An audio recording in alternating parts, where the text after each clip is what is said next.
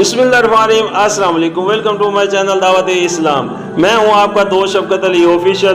उम्मीद करता हूं कि आप सब लोग ईमान के आला दर्जे पे होंगे।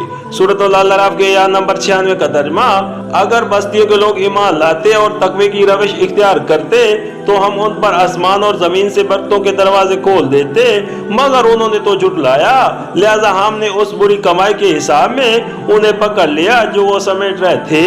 सूरत अल अराफ के आयत नंबर 97 का तर्जुमा, फिर क्या बस्तियों के लोग अब उससे बेखौफ हो गए हैं कि हमारी गिरफ्त कभी अचानक उन पर रात के वक्त न आ जाएगी जबकि वो सोते पड़े हों। सूरत अल अराफ के आयत नंबर 98 का तर्जुमा, यह उन्हें इत्मीनान हो गया है कि हमारा मजबूत हाथ कभी यकायक उन पर दिन के वक्त न पड़ेगा जबकि वो खेल रहे हों। सूरत अल अराफ के आयत नंबर 99 का तर्जुमा, क्या ये लोग अल्लाह की चाल से बेखौफ हैं? हालांकि अल्लाह की चाल से वही कौम बेखौफ होती है जो तबाह होने वाली हो।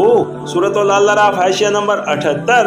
असल में लफ्ज मकर इस्तेमाल हुआ है जिसके मानी अरबी जबान में खुफिया तदबीर के हैं, यानी किसी शख्स के खिलाफ ऐसी चाल चलना कि जब तक उस पर फैसला कुन ज़रब न पड़ जाए उस वक्त तक उसे खबर न हो कि उसकी शामत आने वाली है, बल्कि ज़ाहिर हालात को देखते हुए वो यही समझता रहे कि सब अच्छा है।